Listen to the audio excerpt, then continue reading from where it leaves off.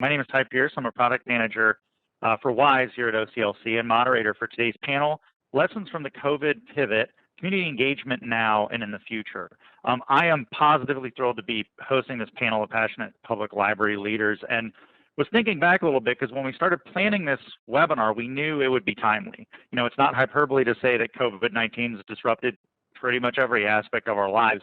And the library experience is no different, both as customers of the library and as people working inside libraries, because libraries have also been turned upside down. So we knew that getting these three library leaders together for an open, forward-looking discussion would be enormously valuable.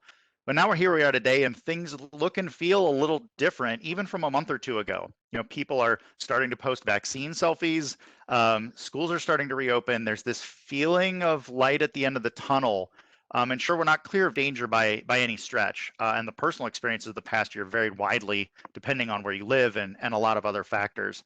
So as restrictions are starting to loosen in some areas, libraries are trying to reopen, having very tough, very frank conversations about what services and activities they can resume safely. And a big topic for today is what new things are they carrying forward? So those conversations are local by definition, and there's certainly some emerging trends. So I think having this session today, it's even more timely, if that's even possible, than we thought it would be when we were planning it. So I'm thrilled to introduce our three panelists. So joining me today, we have Brigitte Blanton, Director of the Greensboro Public Library in North Carolina, Nate Coulter, who's the Executive Director of the Central Arkansas Library System, and Cordelia Anderson, who's author and also library marketing consultant. So thank you all three for joining us today. Thank you for having us. Of course. So let's thank you. Yeah, let's go ahead and just jump right in.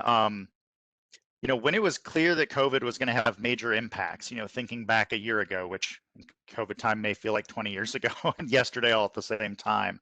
But when it was clear that this was going to be a majorly impactful event, what was the most important strength your library was able to call on as an organization to continue to engage actively with the community and help respond to those needs? So, Brigitte, I don't know if you want to maybe get us started on that one.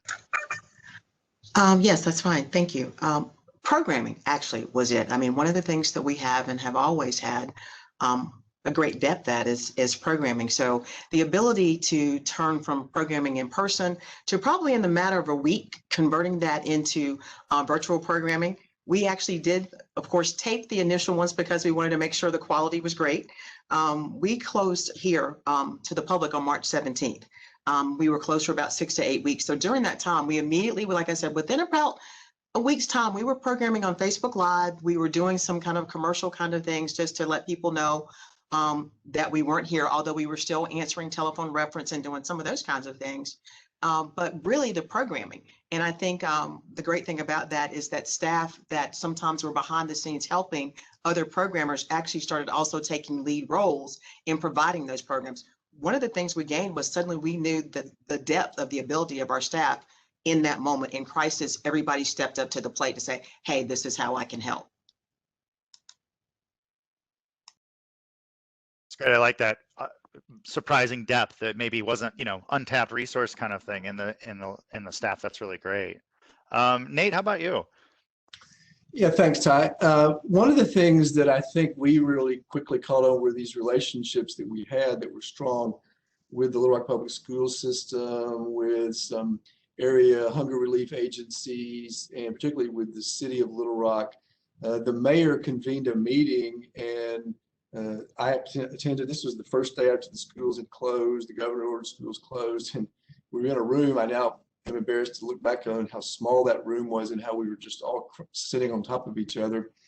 But we quickly deployed as a part of a community network of providing meals to both children who were now out of school and otherwise might not have been able to get nutritious meals, and oftentimes their parents. And it was a phenomenal effort, a comprehensive effort, which we were part of. The Clinton Presidential Center was instrumental in getting World Central Kitchens to come to Little Rock, as they've done in lots of places around the world, and donate a lot of food. But we had about 10 libraries at one point, which were among 20 or so community-wide locations. And it really was something that we're proud of. We handed out to thousands and thousands of meals. We continued that all the way into August as school was beginning to reopen around here in a hybrid format. The other thing is that we had adopted in 2019 a strategic plan, and although there was some initial sense that we should put that aside and focus on the concerns, we did not do that. The strategic plan called for us to try to eliminate barriers to service, try to decentralize some of our things, get out in the community, find out what the people in the communities we were not serving needed to try to serve underserved areas better. And we went ahead with a program to hire 3 community liaisons, outreach coordinators. Even though we had furloughed some employees at that point, we focused on what we knew before the pandemic was supposed to be our objective, and we pushed through that. I think it was very helpful. It gave us some clear mandates for things that were probably important before the pandemic, became much more important to us during the course of it. Right, those evolving needs, right? Right. I mean, I think my point to the staff frequently was a lot of the things that were catalyzed or accelerated by the pandemic were going to happen in any event. There were certain things that were evolving for us, and I'm sure this is true for everybody, but the pandemic forced a lot of that on us sooner than we might otherwise have liked. It just accelerated the pace of some of these things and forced us to, as Brigitte says, to come up with more and elaborate ways to virtually program, do all sorts of things that you might have been headed toward doing, but you had to get there quicker with the pandemic. Sure. Cordelia, how about you? What are some of those strengths that you're seeing? Yeah, well, first of all, I want to compliment my 2 fellow panelists. I think, Brigitte, what you were saying about kind of moving quickly to doing online programming and doing it where people are on Facebook was really smart. And then what Nate was saying about partnerships and sort of accelerating this outreach effort is really important at a time like this. What I saw was, for example, one of my clients, we had just finished building a strategic marketing and communications plan, and we're just about to roll it out when the pandemic hit. And I think much like you were saying, Nate, with your strategic plan, the temptation would be like, well, we need to just set that all aside now because it's this crisis. But instead, we used it as an opportunity for them to actually move forward with some of our communication wish list items. And one of those, which I know a lot of libraries struggle with, is they had really wanted to be able to opt all of their customers into their email marketing messages. And they were at the point where they were opting in new customers, but they only had about 8,000 subscribers to email marketing, but they had 80,000 active customers. So they were only reaching about 10% of their potential audience. Because of the pandemic, they knew they had to communicate with people about the disruption to library service, about digital opportunities, about all the other things. And so they went ahead and moved forward with that and were able to opt in all of those 80,000 customers. And again, got no complaints, no unsubscribes. The customers were really pleased to be receiving that messaging. So I think that was something I heard again and again around the country as I've done webinars and town halls and things over this last year. A lot of library systems have opted customers in as a result of the pandemic and found that it was very seamless and customers were really happy to receive that messaging. So I think that was one really strong thing. And then another thing I've seen a lot of libraries do, including some of my clients, was to really intentionally try to lift barriers for customers to access library services during this pandemic. So for example, I had one client who actually created a sort of quick turnaround digital card, if you will, for customers where they only had to provide a phone number and no other information to get a digital card. And so they were able to just really pivot quickly to try to get as many customers engaged with the library through these alternative means as possible. And even though I know when we talk about community engagement, we tend to think about big programs or outreach, and those are extremely important. But every customer touch point is a form of community engagement. So anytime we do something showing our goodwill and our trust of our customers and removing barriers for them to access library services, I think is a very strong act of community engagement. So I like that. And yeah, I mean, email newsletters really have become a lifeline for a lot of people, even more so than they were. You know, you have some people who are kind of curating that inbox really hard. But for people to get information, libraries about anything, and you know, finding opportunities that are in their comfort zone, whatever that comfort zone happened to be at that point in their lives in the last year, is a huge benefit. So that's really great. So let's talk a little bit about kind of transitioning, right? So this happens, and we have this sea change, very, very short amount of time, very rapid change to what we're doing as libraries. And you think about skills, and Brigitte, you talked a little bit about this, right? You all were, maybe not surprised, but you found this new depth of skills. What new skills did your library need to learn or sharpen to continue that community engagement? And I'm kind of interested in your case, what did you discover was, right down the hall that all of a sudden became really key, that hadn't really been drawn on before?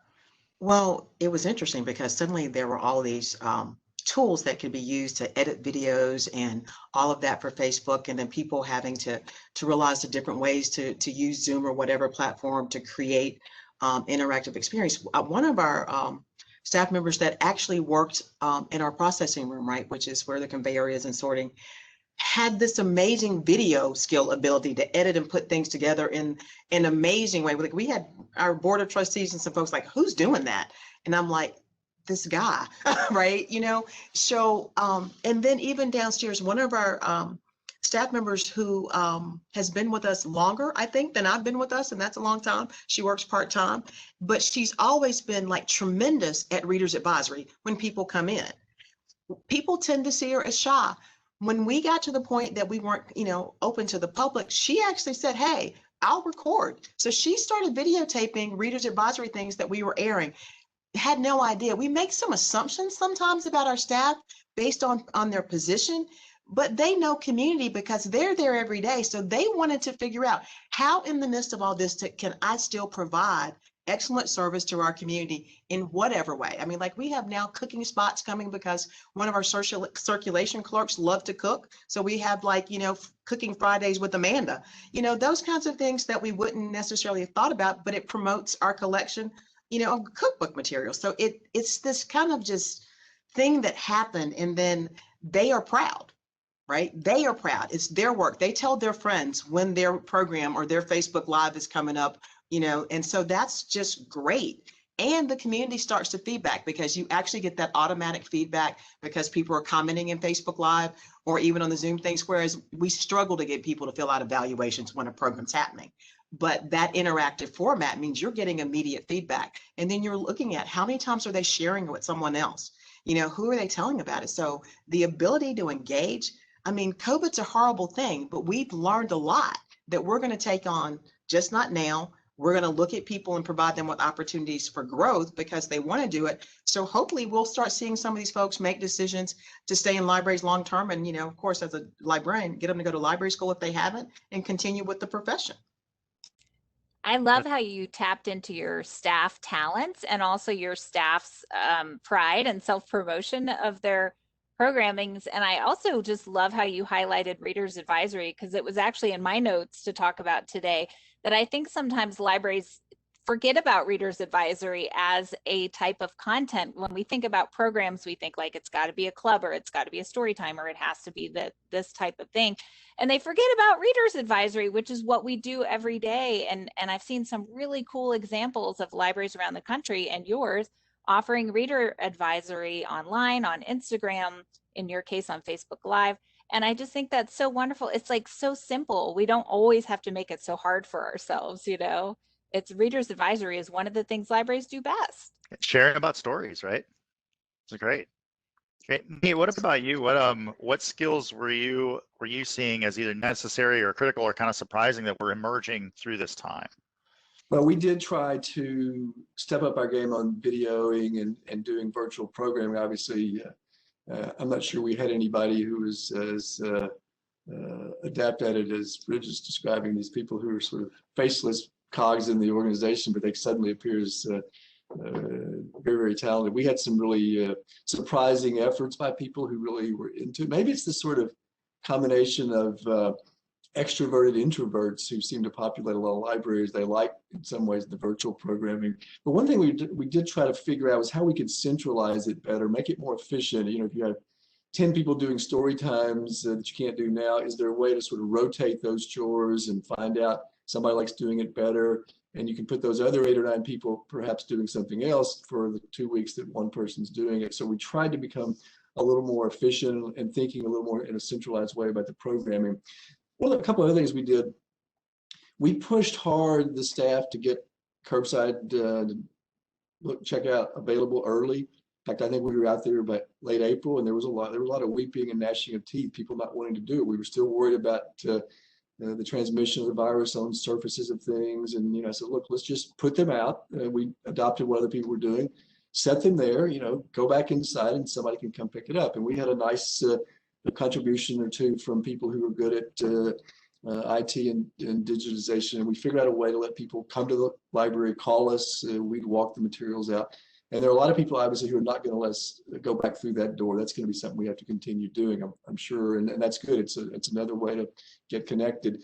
But I think because we were, aggressive about doing the curbside, it gave us a lot more flexibility when we started to try to reopen the library partially. We could put tighter caps on the number of people coming into the buildings, which made my staff feel better because so many people were coming and getting their book delivered to the curb. And so it helped us reopen partially quicker because we had this curbside outlet that began to function in a way that I think everybody was very pleased with. The people who'd been anxious about it and were worried came back to me and said, you were right. There's no real risk associated here other than, perhaps people getting out of their homes and coming and getting the material if they don't go back straight home or they do something else on the way. But we're not feeling any more vulnerability by doing it. So that was a good thing. And then one other thing, this is sort of small ball and practical, but we realized with a lot of people being off work because they were taking care of relatives or they had small children who were suddenly their responsibility for the whole day. A lot of people became more appreciative of school teachers in this crisis, but we had to figure out how to deal with the employee turnover, the movement of people couldn't quite get to shifts. So we began to try to realize we need some floaters. Let's get some people who can pinch hit on short notice when we have a shortfall in a particular place. And we also probably realized we were under allocating resources to cross-training staff. We need more people who can do a variety of things for when a situation calls for it. So it's really a matter of trying to fine-tune the way you allocate your resources and get people who could do a variety of things and people who go to a variety of different branches. And we probably we might have learned that eventually, but back to the theory that this forced us to learn on the fly, it really was something we began to appreciate and we think will be helpful down the road. Yeah, I get cross-training and expanding those skill sets it's always been important, I think even more so, right, in a dramatic fashion. Cordelia, so what are some other skills that you've seen emerge as either really important, really critical, not just in the past year, but as we kind of carry this forward too? Yeah, so I talk a lot through webinars to library staff in various regions of the country. And one thing I really try to emphasize around skills is this idea of working harder, not smarter. I'm sorry, working smarter, not harder. And also being a little like thinking out, I know it's a cliche, but thinking outside the box, because I think the initial temptation that I heard a lot of libraries was just to take an existing program and videotape it and stick it on YouTube, rather than kind of rethinking what is it we're actually trying to accomplish and how can we accomplish that in this virtual space. So I heard a lot of libraries saying, oh gosh, our marketing staff, all we do is just like editing these long videos and putting them on YouTube for staff who want to take a program and just sort of stick it on YouTube. Whereas I think where I saw innovation happening, it was where people were like, hey, where are our customers? Let's go to them. Let's go find where they are and offer things in a format that works for them. Maybe they don't want to sit through an hour-long YouTube video, even if they would have sat through an hour-long program, because it's a different format, we're in a different time, people are stressed, etc. So I saw some really fun things too, where libraries were just really making it fun. I even saw drop-in readers advisory types of programs. So rather than it just being like one type of, a librarian making a series of recommendations, they just kind of made themselves available on Facebook for people to come in and actually just ask for recommendations. And then like open office hours? Like open office hours. Yeah. So again, it's like, we don't have to make it so hard on ourselves. I think that's a big thing we have to realize. And in libraries, sometimes I think we get so caught up and it's like, it has to be done this way because we've always done it this way,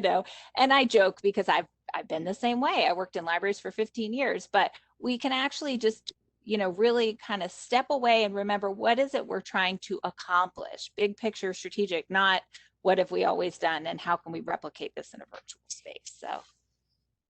No, that's really good. And I have to put in a bit of I guess I can't even say it's a plug. It's just really good information off of what Nate said about kind of the materials and what do we do with all these materials and quarantining. And so for anybody in the viewership that has not gotten a hold of information from the Realm Project, REALM, partnership between IMLS, OCLC Web Junction, and Battelle, doing all these studies about that. And I may be preaching to the choir. A lot of you have probably come across that information, but if you're not, you're still making those decisions. That team is continuing to put out really good information about COVID and its effect on surfaces and transmission and that sort of thing. So gotta put that out there, especially because it is still a question and our knowledge of this is evolving. I really like this idea too of being able to staff finding new ways to put themselves into the work, right? You know, you mentioned like, oh, this person really loved cooking and now all of a sudden they're doing cooking things for us and creating some of these snackable content sizes.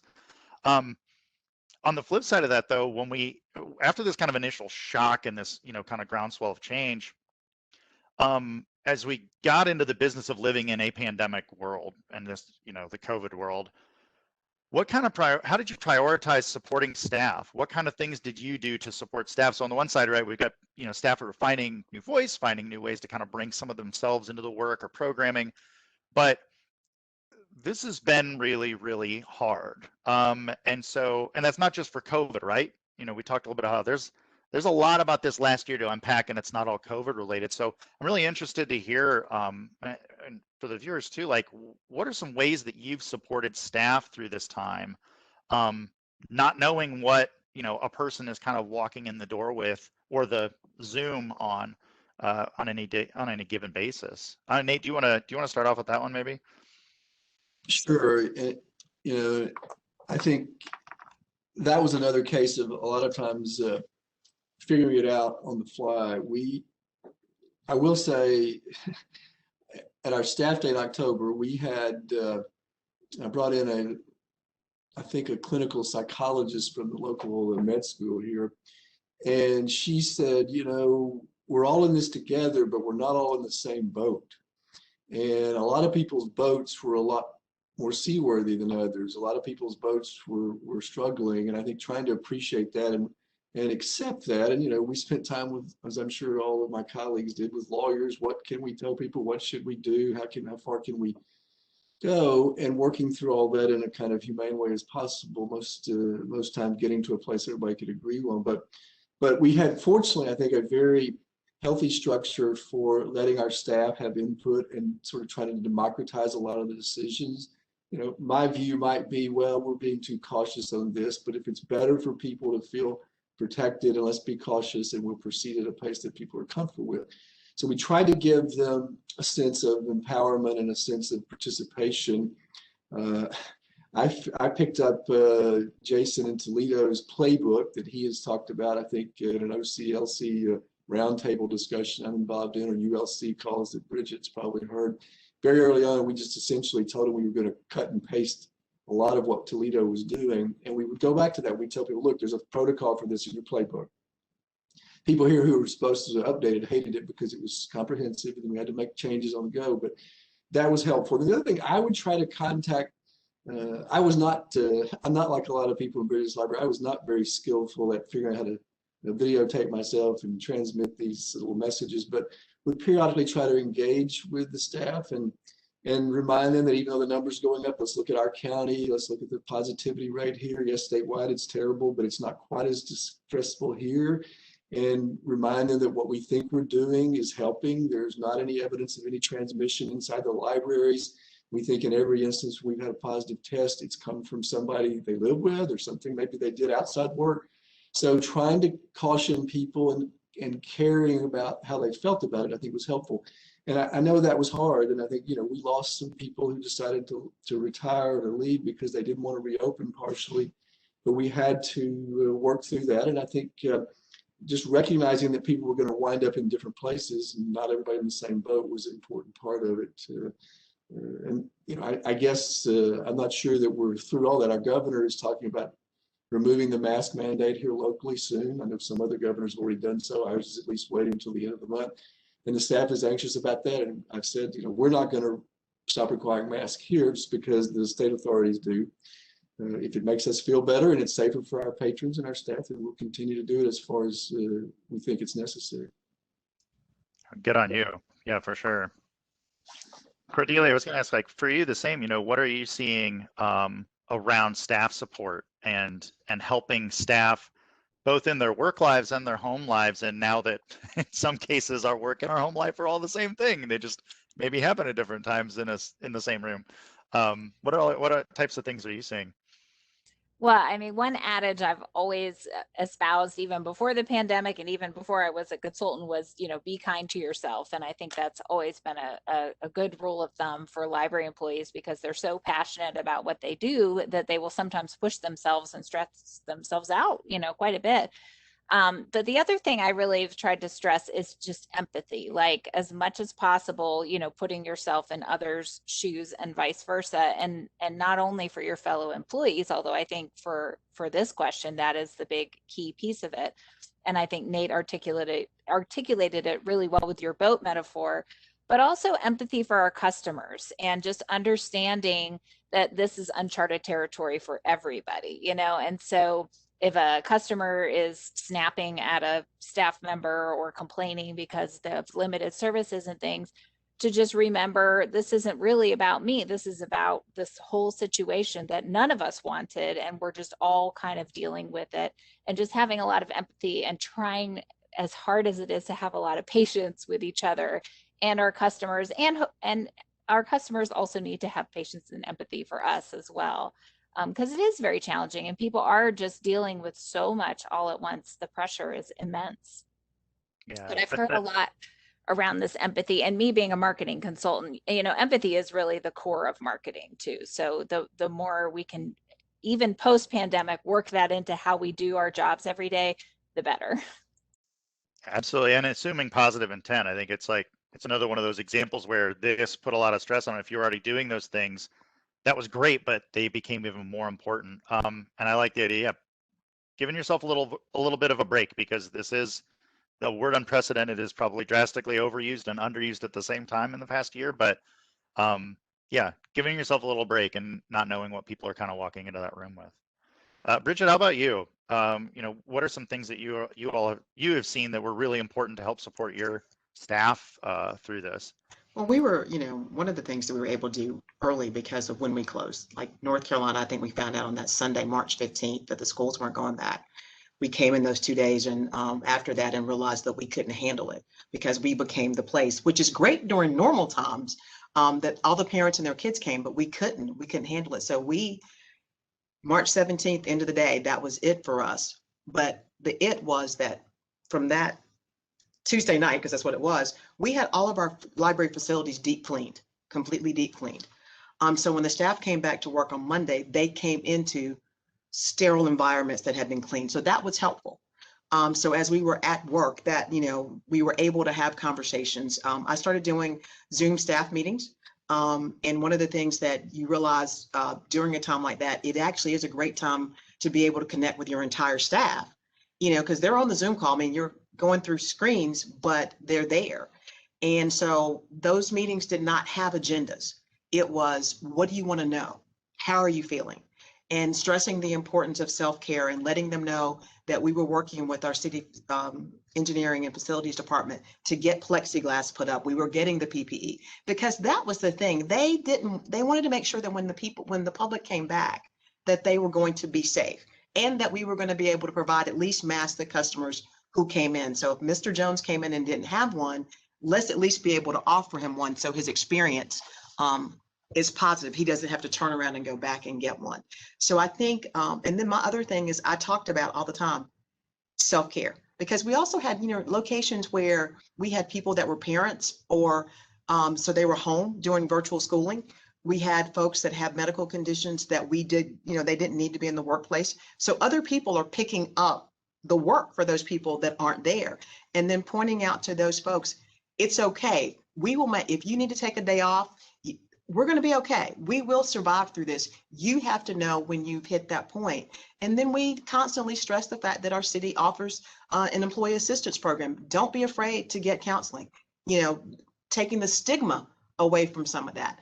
And then honestly, even as a director, modeling some of that. And normally when I wouldn't necessarily make an announcement when I took a vacation, I made the announcement and said, not only am I going on vacation, I'm going off the grid, which is, unless somebody's dying or the building's burning. And then I said, really, no, I can't help because I'll be away. So that to kind of add a little bit of ease to it, if the director is willing during this time to take a little time away, then I can take time away. Because at the end of the day, as those that are in leadership, whether you're the director, the assistant director, a branch manager, realize that staff is looking at you and they're taking your lead on how self-care happens. So if you say it, but you don't do it, they may not trust it. So you've got to be able to not only say it to them, you have to be able to model it. And I think that was important.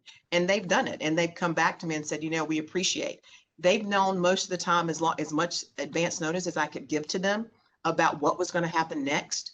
The last time when we reduced again, because like I said, we were only closed for like 6 weeks that they weren't here, 8 weeks before we started providing service. But then we had another high surge and we had to dial back with the city of Greensboro. Well, that happened pretty quickly. So when that happened, my commitment to them was that I would try to give them a minimum of 2 weeks notice before any other major change happened. So when the city went back to full opening, I actually had talked to my bosses at the city manager's office and said, hey, here's the way that we want to bring our services back in increments so that staff is not overwhelmed in trying to do it, because we've got to figure out how to dial back on some of the virtual, dial into the in-person, and still provide quality services for our community. Yeah, I think that, as a leader, kind of passively giving permission in a way for people to do what you're saying, no, please, look into these things, take time for yourself. That's so huge. And I think also that making sure there's unstructured time and open opportunities for questions. Like you said, just ask me anything, like, I'm Brigitte, here I am. So you can hear, right? Those conversations have to start with listening. That's such a good thing. So as this was evolving, of all the community needs that the library works to address, and those are kind of constantly changing and emerging and are very localized depending on the community you find yourself in. What needs were increasing with the pandemic, and then what new needs arose? And then if I can throw a third question onto that, how did you decide where to focus, right? So you've got the things that you were doing that became much more important, these new things that you really maybe hadn't tackled before, and then, okay, where do we put our energy? Where do we focus? Brigitte, do you want to start off with that one? Yeah, the multi-part question, the one people hate doing interviews, right? Yeah, I didn't want to do it, but I did it. And I'll apologize for it, but I kind of did it still. So I think I will start with a thing that I think that we did that was unexpected for a lot of folks. One of our assistant city managers had been asked by some council folks to put together a committee to serve small businesses and nonprofits in the community during the pandemic, and so that they could know what resources were available. And he gave me a call. He happens to be my direct boss. And I said, oh, wait, we have a small business nonprofit resource librarian. We'll just do that. And so we actually produced, and she produced there for a while, every single day, 5 days a week, an update to what we call the nonprofit small business COVID-19 resource guide for businesses and nonprofits. We've done business and nonprofit work, but suddenly, and we found out that was going out to 130 different organizations within our community. Right? And that's the ones we know of, because we've also gotten individuals have said, oh, and I've sent this on to someone else. So that's one of the things that we did that has been tremendous, and people look forward to it. Today, matter of fact, a new one came out, a new update, because they don't happen as often. But, like if you're a small business, you don't know how to go search for a grant that's going to keep things going. So that's been great.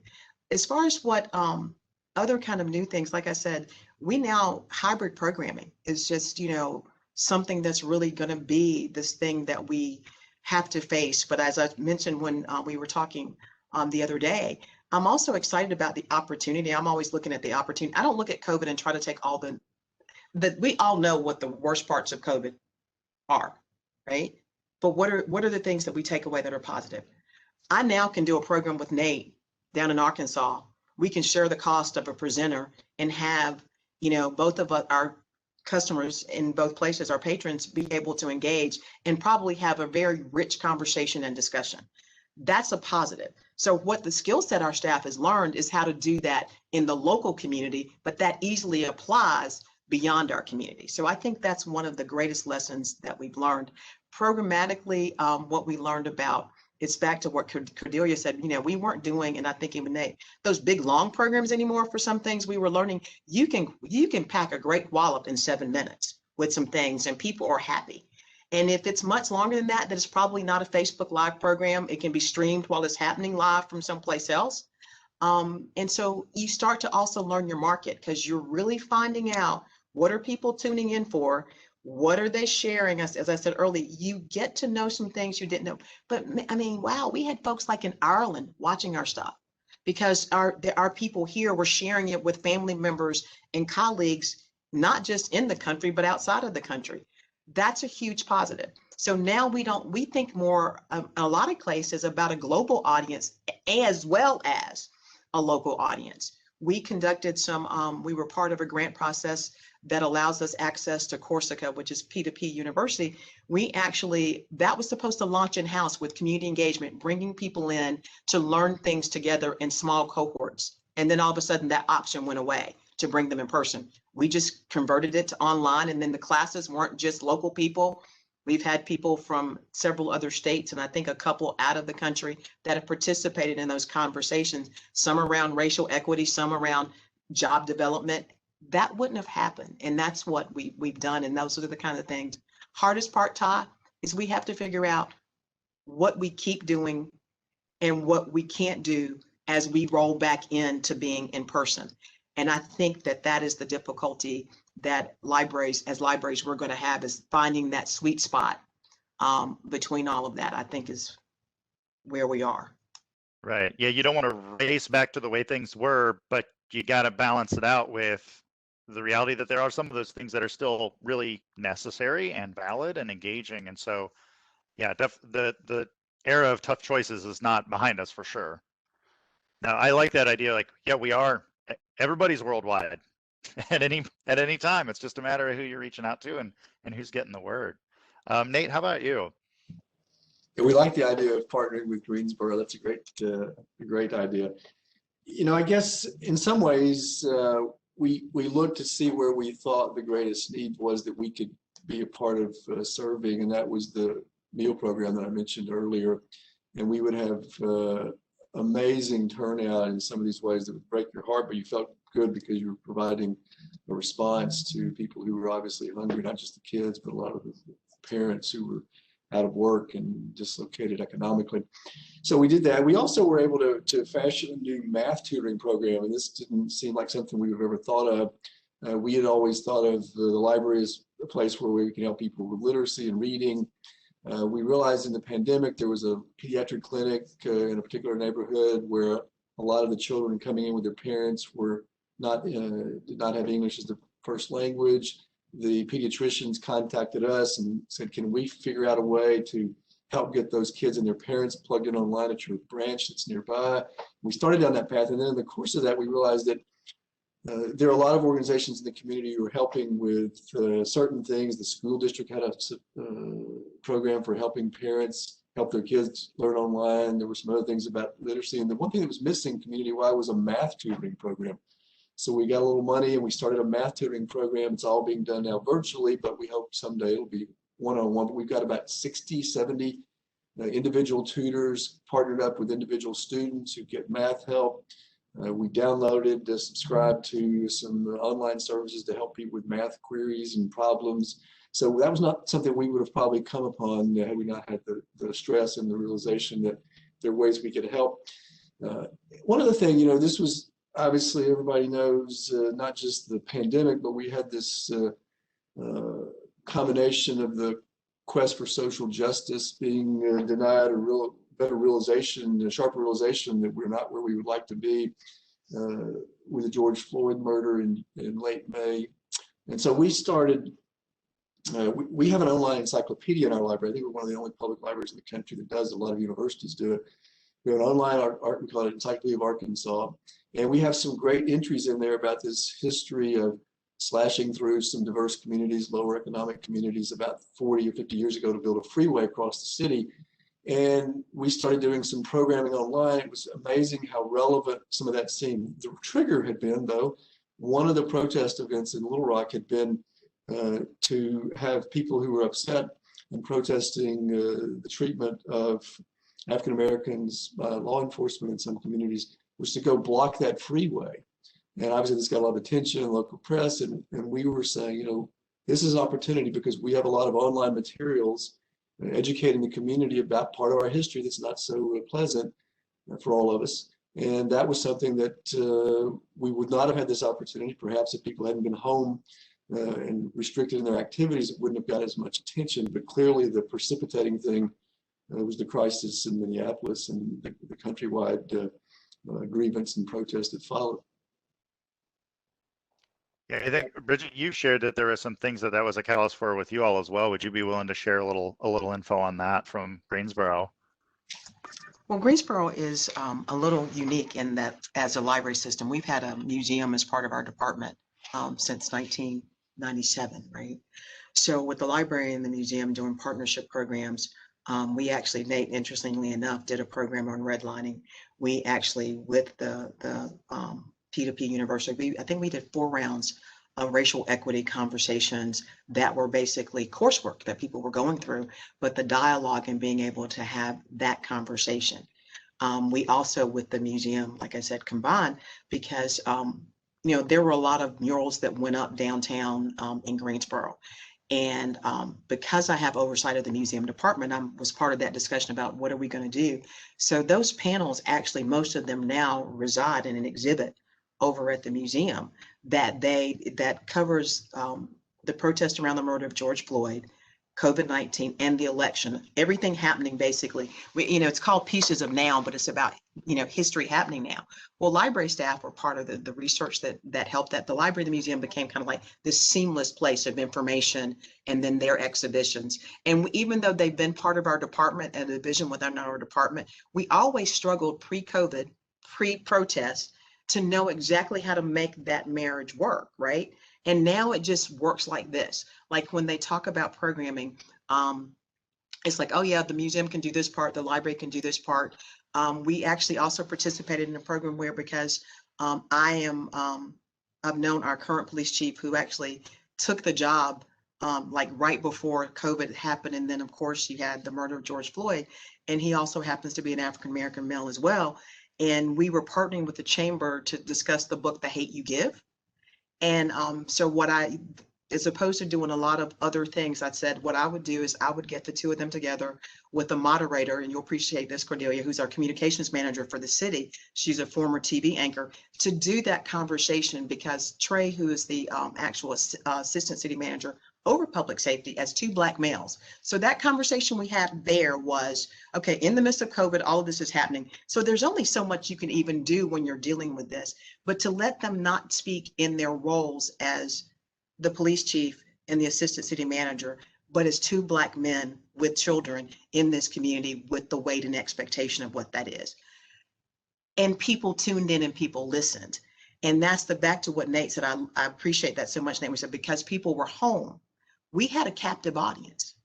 And so some of that, libraries, museums have been able to create dialogues on some of these things that I believe that we have a role and responsibility in leading those conversations, because we are the most democratic institution around, and because we are that neutral convener of people in spaces that can be safe to raise the issues, but raise them from the position of information, knowledge, and history.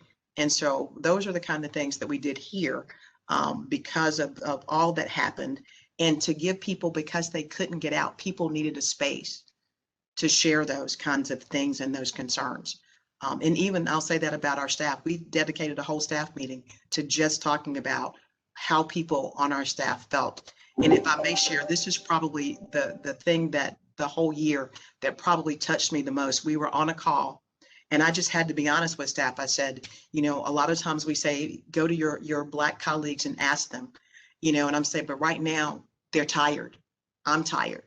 And one of our staff members that's also a program spoke up, and their camera was off, and they spoke up and said, you know, said their name and said, and I'm white. And she said, but if any of my white colleagues on this call want to get together to have a conversation so that we can learn, and they listed a couple of titles of books that they were reading.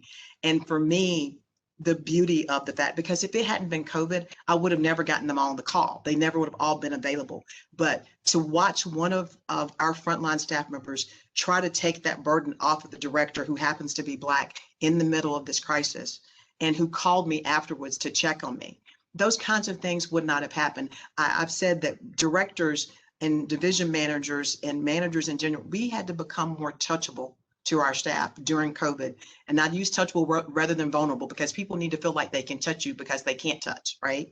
That we had to become human at a level that we probably didn't realize. Our vulnerabilities had to suddenly show for other people to feel safe, to have conversations and express their fears, so that we could in turn put things in place for staff and programs in place for community because of that. Yeah, and then recognizing it, doing so kind of raises the emotional work that you're doing in given situations too, and to have staff, that's such an inspiring thing to have someone recognize that. Let me try and take that off your shoulders. That's such a great thing. Cordelia, I know it kind of derailed from the original question, but I think this is really important. You know, what are you seeing around this as libraries are grappling with trying to communicate about, you know, whether it's COVID, whether it's, you know, social justice and you know, the racial tension that's going on. What are some of the things that you've seen in this past year, and that's still carrying forward with libraries and how they're talking about these things? Yeah, well, I think one of the things that has really struck me is how we have, again, this opportunity to think about our own unconscious biases when it comes to library programs, services, and policies too. So, you know, even before, back when I still worked at the public library, you know, I would go and work a public service desk, which is something I really recommend for marketing people who typically are in the back office. And I would see how unfair some of our policies were around things like fines and fees and blocking people's access to vital services because they couldn't pay. And things like that. And I know our library staff were some of the most caring, loving people in the world, but the way the policies and procedures were written kind of put them into these boxes where we had to operate in this way. And my former library has changed a lot of that now, but at the time, I don't think we realized what our unconscious biases were when people would come in and have issues with their accounts or returning damaged books or whatever, of how we might be treating them in a way that was not equitable or that was not empathetic and things like that. You know, we even did some work around like how are when we send someone an email because they've turned in a damaged book, is the intent to shame them, or is the intent to just, you know, to communicate a procedure?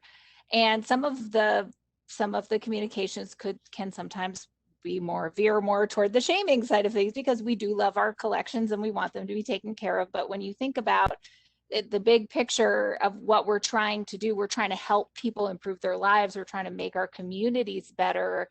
One damaged book isn't going to change that. And so I just think, again, this pandemic, social justice movement, all this talk about inequities in our society that have been brought into stark relief, things like around essential workers who have had to go into work for low pay while others of us are able to work from home, and all of these inequities that have been brought to light.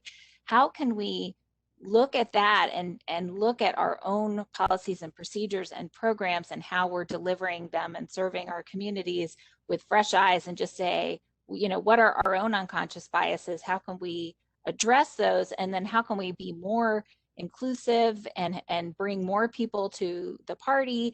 And then also, as my colleagues talked about earlier, go out into the community and go to where they are and where their needs are, you know. And one area that I've seen a lot of struggle around has just been around computer access, with kids not being able to go to school and families not having computers, and the digital divide. Digital equity is huge. Huge. And I've seen libraries do great things like, you know, expand Wi-Fi hours, bring hotspots out into the community, Wi-Fi buses and things like that. But it's not the same. And we aren't like, we can't, you know, we haven't been able to hand computers to people and help their kids with their homework, you know. So I think there's always more that we can try to do and partner you know, like Nate was talking about, with other organizations that are also trying to help the same people and address some of the same issues. But just really thinking about that, I think, is important right now, especially as we're starting to reopen. How can we almost like redesign our libraries from the inside out as we reopen and re-expand our services? Yeah, really taking that opportunity to look at everything and ask, is this a barrier to someone, right? Is there, we didn't intend it to be, but is it? Has it become a barrier to someone accessing what we're trying to do? That's such a huge opportunity to take advantage of, maybe isn't the right word, but really take this moment to do that. So I know we're starting to come up towards the end of our time. This has been incredible discussion. I just want to thank you all again so much for sharing with us and everybody that's watching. As kind of a last question to kind of wrap things up, you know, as we're here in this moment and we're trying to look ahead, you know, we're still very much working through a lot of these big questions about how can we reopen safely? What can we do? How are we gonna, you know, prioritize the things that we used to do versus the new things that we found to be beneficial?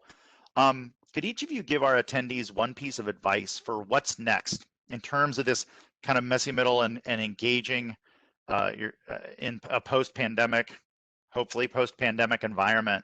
What steps can libraries take right now to engage more impactfully, more thoughtfully with their communities? And how can they best integrate those lessons learned versus just going back to how it was and doing the same old? I know, Cordelia, do you want to start us off?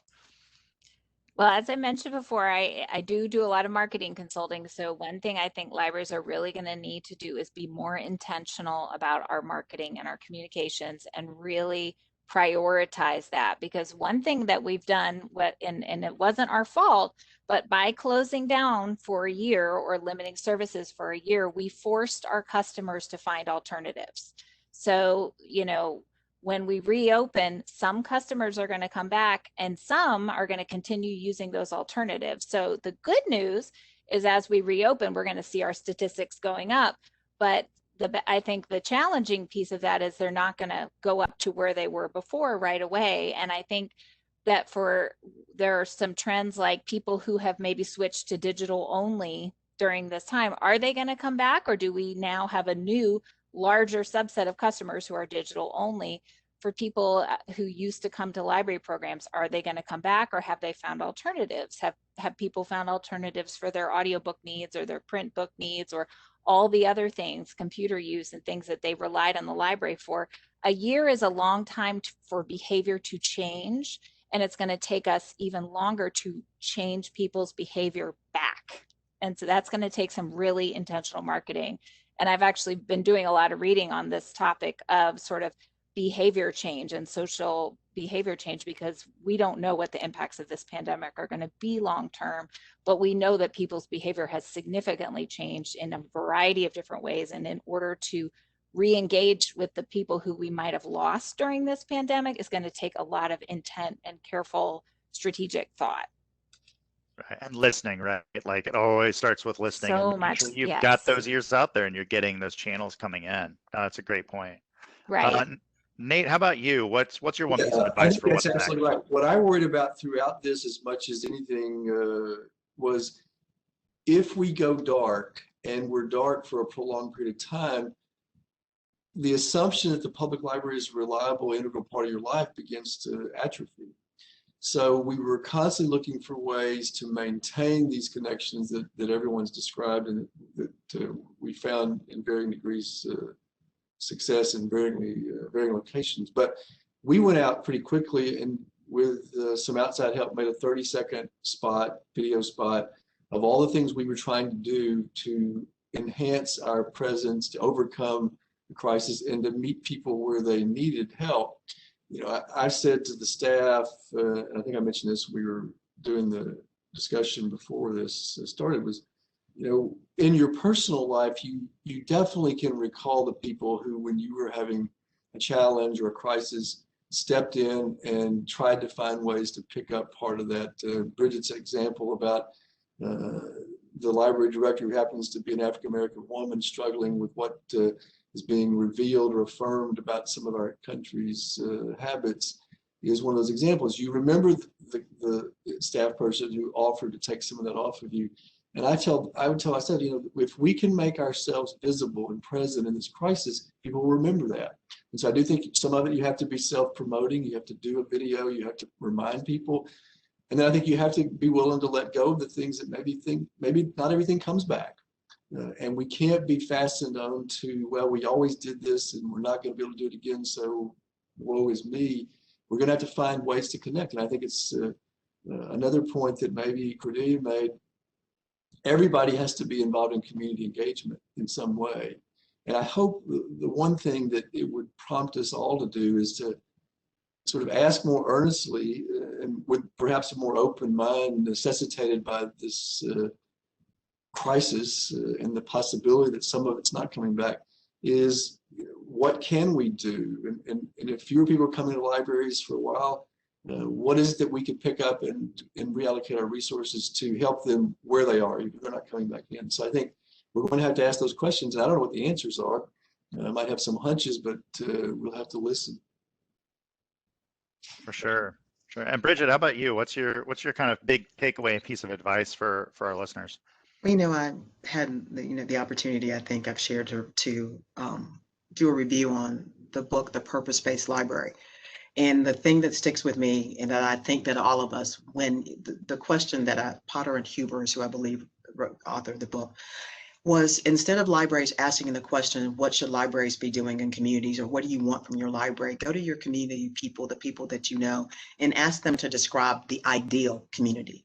And then libraries decide within that ideal what is within our capability to provide that for the community.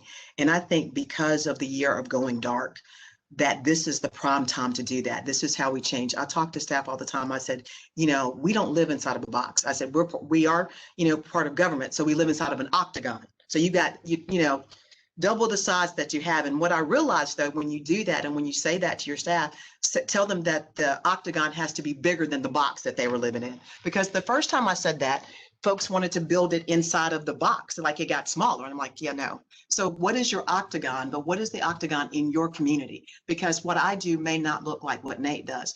But if we can say it's based on community needs and we can speak to it from the perspective of saying, there's a need for broadband in our community. It's not here yet. So one of the priorities for this library system is we're going to have to invest in a lot more hotspots than we normally, then that may be part of what you're doing and how you're spending money, and less on something else. What is it in your community? That's where your responsibility is in that community that you serve to meet their need. And then you have to market it, and then you have to market it, and then you have to market it so that they know, because we're one of those, it's like when I've shared that, staff said that customers, when they say, oh, nobody's in here but me, and we're like, well, library's in here, and the staff member said, well, I think they think we're furniture, right? Like they love us, but we can't get COVID. But at the same time, we're in the community. So libraries are going to just be there.